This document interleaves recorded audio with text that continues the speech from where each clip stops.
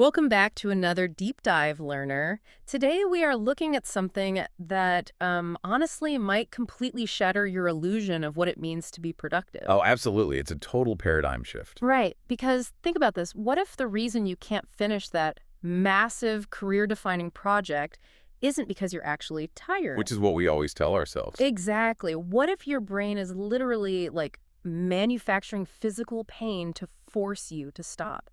It's wild to think about. It really is.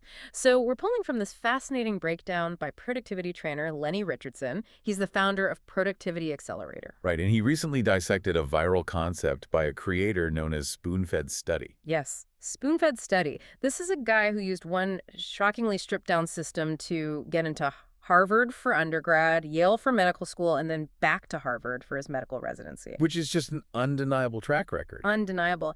And spoiler alert for anyone taking notes right now, his secret didn't involve, a 4:30 a.m. ice bath. Or a perfectly calibrated scoop of electrolytes. Right. Or one of those heavily hyperlinked, color-coded calendars that basically requires a master's degree just to operate. It's a really compelling pairing of sources, honestly.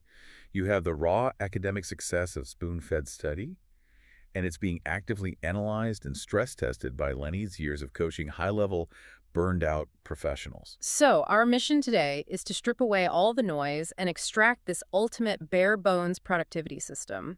Because whether you are a college student cramming for organic chemistry or a busy professional trying to launch a startup, Or even a freelancer juggling 5 different clients. exactly. The underlying mechanics of actually getting things done, they're universal. So, okay, let's unpack this. Most of us are engaging in what I like to call productivity cosplay. Oh, I love that term, productivity cosplay. It's so true, though. We do the elaborate warm-ups, we plan, we download 3 new apps, and we feel incredibly accomplished. Right. Meanwhile, the actual needle-moving work just sits there entirely untouched. Yeah, and we use that manufactured complexity as a psychological defense mechanism. Wait, really? A defense mechanism? Absolutely.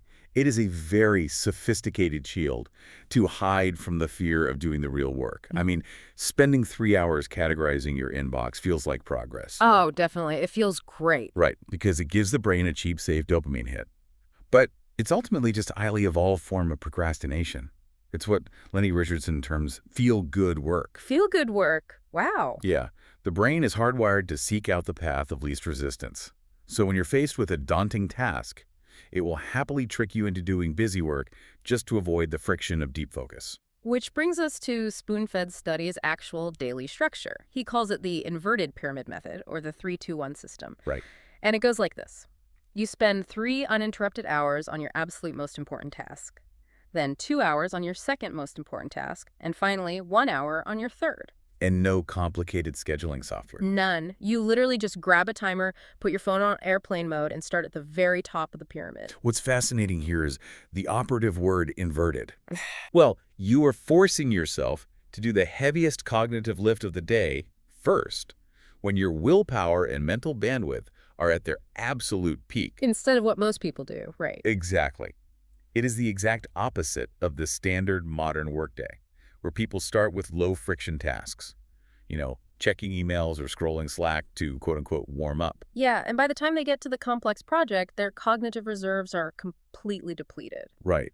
And Lenny backs this up with data from his former company, College Conqueror. He studied top-tier college students who eventually became top-tier professionals. He was looking for their secret study tactics. And what did he find? There were none. None at all. None. They all relied on this exact same brutally simple, front-loaded approach. Okay, but Lenny does offer a modification here, which I think is crucial. Because looking at that 3-2-1 structure, my immediate thought is this was written by someone who doesn't have a standard 9-to-5 job. Or a toddler running around the house. Exactly. 3 uninterrupted hours. For most people listening, that's a total fantasy. Oh, absolutely. And Lenny admits that for a lot of people, even looking at 3 tasks induces paralysis. Right, so he says if the full pyramids is too much, just do one thing. Just one. Yeah. He shares this story about a client of his, an attorney who desperately wants to write a legal thriller. Oh, this is a great example. It really is. Instead of writing, she endlessly researches. She studies court transcripts, reads about publishing, maps out character histories. It's putting the cart before the horse. Totally. Because researching isn't writing. No, it's not. And the mechanism driving her behavior is purely about risk avoidance. Risk avoidance. Think about it. Why do we research instead of write? Because research carries zero risk of failure. Oh, wow. Right. When you are taking notes on a location for your novel, you cannot write a bad chapter. Yeah. You cannot face rejection from an editor. It is pure, unadulterated feel-good work. So the only action that actually gets the book written is the terrifying, vulnerable act of typing the first draft. It's like treating your main task as a boss fight in a video game. You don't defeat the final boss by running around the starting village, organizing your inventory, and picking flowers. No, you have to just walk into the boss room. Right. But I still have to push back on the practicality here. If you have a chaotic schedule, how do you just sit down and tackle the boss fight cold? Well, you engineer a localized victory to break the paralysis. Okay, what does that mean? Lenny calls this his momentum strategy. If diving straight into the hardest task is too daunting, you don't default to a 10-step morning routine. Thank goodness. Right. Instead, you choose one physical or mental action that is slightly difficult but highly rewarding to do first. Like what? For Lenny, that's a morning workout. Yeah. It's physically demanding enough that finishing it provides a genuine, earned spike in dopamine and a feeling of competence. Ah, okay, so it's not a massive 10-mile run that he'll find an excuse to skip. Exactly. Just enough friction to prove to his brain that he can do hard things. Mm-hmm. You leverage the psychological momentum of that small win and ride the wave directly into your most important task. Even if you only have 45 minutes before the kids wake up. Precisely. Okay, but pouring your best energy into a massive task only works if you're working on the right thing. Oh, definitely. Because if you spend 3 hours sprinting in the wrong direction, you're really just failing faster. That's a great point. Which means we have to figure out how to choose that top of the pyramid task. Now, we all know the Pareto principle, right? The 80-20 rule. Productivity 101. Exactly. The idea that 80% of your results come from 20% of your efforts. But here's where it gets really interesting. Lenny's analysis reveals why most of us are absolutely terrible at actually applying it. Well, we avoid applying it because the 80-20 rule isn't a math problem. It is an ego problem. An ego problem. Tell me more about that. Tracking your results forces you to confront a deeply uncomfortable reality. To find the 20% of actions that actually work, you have to formally admit that 80% of what you spend your time doing is essentially useless. Ouch! Yeah, that is uncomfortable. And Lenny gives a concrete example of this from his time auditing a law firm, right? He does, yeah. The senior partner wanted to increase revenue without increasing hours. So Lenny goes in and looks at 5 years of settlement data. 5 whole years. Yeah. And he discovers that their cold outreach clients, the people finding them through expensive online ads or billboards, were an absolute nightmare. They demanded the most hand-holding, they argued with the legal advice, and their cases settled for significantly less money. Exactly. But the 20% of clients who generated 80% of the firm's revenue, they were all personal referrals. People who came in already trusting the firm and whose cases closed the fastest. Right. Now, the instinct of most businesses in that situation is to try and, fix the cold outreach. Yeah, they try to work harder at the thing that isn't working. But Lenny's solution was to stop it entirely. They completely abandoned the expensive ad campaigns and shifted their entire operational strategy to community networking and relationship building. They doubled down exclusively on the 20% that moved the needle. And Lenny found the exact same dynamic with his own YouTube channel. Getting to 10,000 subscribers and reaching monetization wasn't the result of expensive cameras or highly produced editing hacks. No, it came down to the 20% effort of raw consistency. Just uploading 3 times a week, every week. He also had a real estate agent client with the exact same revelation. The guy was burning out doing newsletters, cold calls, door knocking, open houses. Just doing everything. Doing everything. They ran the numbers, and almost every single closed house came from just 2 sources, Instagram and personal referrals. So they chopped all the other marketing avenues and just doubled his hours on those 2 things. Which is so smart. It is. But let me play devil's advocate here for a second. Correct. What if you're listening to this and you are a total beginner? You are launching your very first podcast or starting day 1 of a new business. Okay. You don't have 5 years of settlement data. How do you find your 20% when you have literally 0 data to audit? That's a very fair question. When you have no data, you are basically forced to throw a little spaghetti at the wall to see what sticks. So you do have to try a bunch of You things. have to try the newsletter, the cold calls, and the social media. Yeah. But the crucial distinction is that you must ruthlessly track the metrics of every single experiment. So you don't just keep doing all of them indefinitely. Exactly. The moment you get that first tiny win, Yeah. one new subscriber, one client lead, one positive metric, you stop everything, analyze exactly what mechanism caused that win, and you relentlessly replicate it. You have to be willing to kill your darlings and abandon the projects that look nice but don't perform. Okay, let's say you've swallowed your pride, done the audit, and found your 20%. You clear your schedule, you sit down to tackle the top of your inverted pyramid, and about 20 minutes in, you hit a massive wall. The dreaded wall. Yes. Your vision blurs, you feel a heavy exhaustion in your chest, and your brain is screaming at you to stop. The sources have a fascinating, almost contradictory debate about what to do in this exact moment. They really do. Is your body actually tired, or is your brain playing tricks on you? This raises an important question. And synthesizing how Spoon-Fed's study and Lenny approach this wall provides a really profound insight into human neurobiology. Okay, lay it on me. Well, Spoon-Fed advocates for a strategy of biological hacking combined with self-compassion. He argues that you should listen to your body.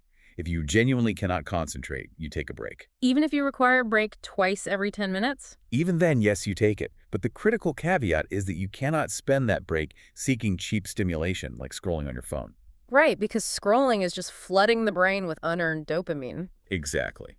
Instead, Spoon-Fed does a burst of high-intensity exercise during his breaks. Yeah, he points to research showing that just 4 minutes of intense cardiovascular exertion, like a set of burpees, can quintuple the production of BDNF. Which stands for brain-derived neurotrophic factor. Right, and he describes it as miracle grow for the brain. It's not just waking you up like a cup of coffee. No, when your heart rate spikes, blood floods the brain, releasing BDNF to physically protect and grow new neural pathways and synapses. It temporarily upgrades your brain's hardware, increasing your cognitive bandwidth so you can actually process the complex task you were stuck on. It is a brilliant physiological strategy. Lenny, however, approaches the exact same wall from a purely psychological angle. Yeah, he vehemently rejects the premise that you are actually fatigued. He argues that the vast majority of what we experience as tiredness during a work block is just a disguise for procrastination. His story about this is incredible. He talks about his attempt to get into bodybuilding. Every time his schedule dictated it was leg day, he would suddenly develop these deep, aching phantom pains in his knees. Just out of nowhere. Out of nowhere. His brain would start feeding him warnings like, you're sore, you're overtraining, you're going to tear a ligament, you need to rest. But it mysteriously only happened on leg day, never on chest or arm day. Exactly. So he decided to call his brain's bluff. He walked into the gym, racked the bar, started doing squats, and instantly, the phantom knee pain completely vanished. Because the brain is, at its core, a predictive engine. It accurately predicted that leg day was going to be physically grueling and highly uncomfortable. So it literally generated a physiological sensation of pain to manipulate Lenny into avoiding the discomfort. Exactly. And that Lenny formalizes this concept with what he calls the planner test. Oh, I love the planner test. Right. If you schedule your most daunting task for 2:00 p.m. every day, and magically, at exactly 2:00 p.m. every day, you suddenly feel an overwhelming wave of exhaustion. You are not tired. You are afraid. You are terrified of the difficulty, the potential judgment, or the risk of failure that the task represents. I look at it like the check engine light on a car dashboard. Usually if the check engine light comes on, you pull over. You don't ignore it. Right. But Lenny is basically arguing that our brain is a faulty sensor. It's flashing the warning light not because the engine is broken, but just because it doesn't want to drive up a steep hill. That's a perfect analogy. But for the listener trying to apply this, how do you safely tell the difference? How do you know if you are experiencing genuine 12-hour shift burnout that requires rest versus Lenny's phantom procrastination fatigue? To answer that, we have to look at the underlying neurochemistry. Because both Spoon-Fed and Lenny are actually fighting the exact same invisible enemy, a dopamine deficit. Okay. When you engage with your 20% task, say writing a complex proposal, it rarely offers immediate gratification. Your brain senses this lack of incoming dopamine, goes into a state of minor withdrawal, and sounds the alarm by simulating extreme fatigue to force you to stop. So Spoon-Fed's solution is to manually inject healthy dopamine back into the system using the BDNF from exercise. Giving the brain the biological reward it demands to continue, yes. Yeah. And Lenny's solution is cognitive override. He recognizes the alarm is false, pushes through the initial wave of discomfort, and finds that the fatigue dissolves the moment the brain realizes it cannot escape the work. So the litmus test is simple. If you haven't been working intensely for hours and you've had a relatively normal day, but you suddenly feel exhausted the exact second you sit down to do hard work. That is phantom fatigue. Yeah. The sensor is lying. Push through it. Okay, so you fix the internal dopamine deficit, you push past the phantom fatigue, and you finally get into the zone.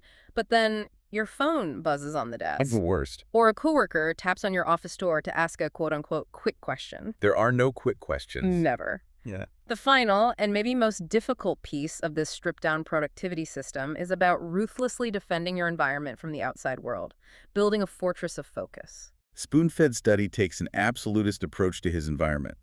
When he is in a deep work block, there is zero multitasking. No texting, no podcast in the background. Not even instrumental music. He argues that our cognitive bandwidth is a finite resource, so willingly sacrificing even 10% of it to process background noise is self-sabotage. Lenny takes it a step further with a specific 3-part protocol just to neutralize his phone. Yes, step 1, grayscale mode. You go into your accessibility settings and turn your entire screen black and white. Step 2, airplane mode, to sever the connection to incoming pings. And step 3, the phone goes into a completely different room. Because keeping your phone on your desk in full color while trying to do deep work is like trying to diet while sitting at a casino buffet. Yes. The bright red notification badges are expertly engineered to hijack your visual cortex. Grayscale doesn't remove the phone, but it turns the buffet into a bowl of dry oatmeal. The visual temptation naturally dissolves. Now, if we connect this to the bigger picture, the physical environment is often significantly harder to manage than the digital one because it involves social friction. Oh, for sure. Lenny shares a visceral example from his time working as a real estate agent, right? His office had glass walls. Right, the glass office phenomenon.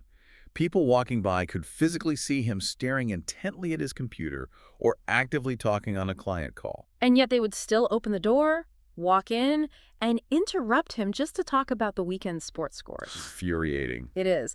But Lenny's solution is intense. He sets uncompromising boundaries. If friends call during the day, he tells them, no, I am working, call me back at 7 p.m. Or he just lets the phone ring and relies on an autoresponder. But let's be realistic for a second. Yeah. It's easy to tell a buddy from the gym to leave you alone. But what if the person knocking on that glass door is your boss? Right. What if it's your spouse or your kid? Is this level of extreme locked door isolation actually practical without ruining your relationships or getting fired? It requires proactive, sometimes uncomfortable communication. But to understand why it's necessary, you have to understand the subconscious psychology of the interrupter. Okay, tell me about the interrupter. Lenny points out a brilliant dynamic as they're intact. People often interrupt you because they are avoiding their own work. Wait, really? Yes. Your visible, intense focus is a mirror reflecting their own procrastination. It creates cognitive dissonance. By walking into your office and distracting you with a conversation about sports, they're subconsciously trying to break your focus to relieve their own guilt. Oh, wow. In their mind, they are doing you a favor by rescuing you from your labor. That is wild. Setting rigid boundaries isn't about being hostile. It is about respecting your own goals. If you do not treat your deep work time as sacred and non-negotiable, you cannot expect your boss or your family to treat it that way. You have to train the people around you how to interact with your focus. They are breaking your focus to validate their own distraction. That is a massive paradigm shift. It changes everything once you see it. Okay, let's bring this all together. We set out to strip away the noise and find the ultimate bare-bones productivity system, and here it is. First, use the inverted pyramid. Front-load your day by facing the boss fight task when your cognitive energy is highest, even if you have to build momentum with the smaller win first. Right. Second, apply the Pareto principle. Audit your data, swallow your pride, and find the 20% of actions that actually drive results while abandoning the 80% that don't. Third, don't fall for phantom fatigue. Recognize that your brain will simulate physical exhaustion to avoid a dopamine deficit and push through the faulty check engine light. And finally, build your fortress of focus. Put the phone in another room, turn the screen gray, and protect your time from interrupters like your life depends on it. So what does this all mean? It means you officially have permission to stop overcomplicating your life. You don't need the elaborate morning routines. You don't need to buy another planner. No, you don't. You just need to sit down, confront the terrifying blank page, and do the actual work. And as you go to face that blank page, I want to leave you with one final thought to mull over. Okay?